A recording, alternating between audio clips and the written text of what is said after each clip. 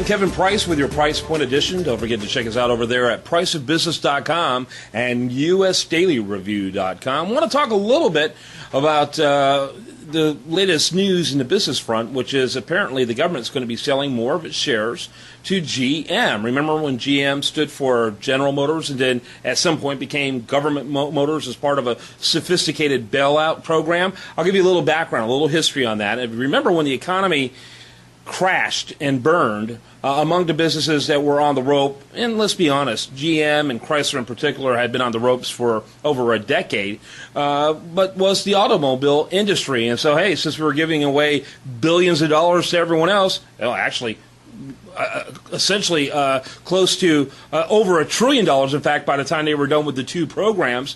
Why don't we go ahead and give some money over to GM and to Chrysler? Now, originally what happened is that the President, Bush, went ahead and took bills to Congress, to both the House and the Senate, and said, hey, we need to pass this bill. Began in the House, went through the House, failed. The Senate, I don't believe they even touched it because it failed.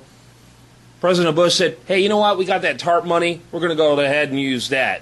He had essentially become a little Caesar in the process, a little dictator, as he declared, who cares what the American people want? Who cares what Congress want? We're going to give this money, $15 billion to the automobile industry anyway. No one in Congress even was up in arms over the fact that there was essentially a violation of rule of law. But this has become business as usual, and in my opinion, kind of set the stage for the Obama administration. In many respects, Barack Obama was the very logical successor to someone like Bush, who became arrogant, mainly because he was fearful over the bad policy choices that he made. And Obama is different. He's not fearful. He believes that those bad policy choices are good policy choices. And arrogance is really the cornerstone of Barack Obama's philosophy.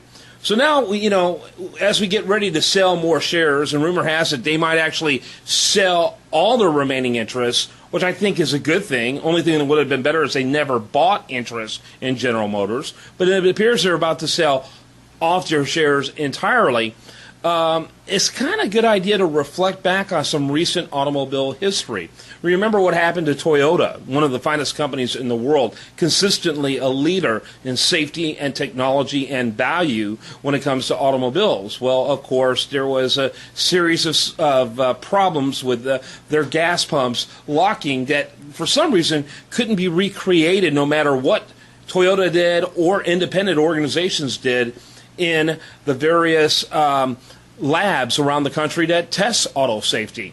It's been very, very difficult to prove that there was something fundamentally wrong with the Toyota automobile, but nonetheless, Toyota went through an embarrassing level of scrutiny that has to raise one's eyebrow when you think about it. Think about it. So you've got the government, which owns a competitor of Toyota, dragging Toyota in for a scrutiny and essentially tongue beating and fines that never proved very easy to verify in the end.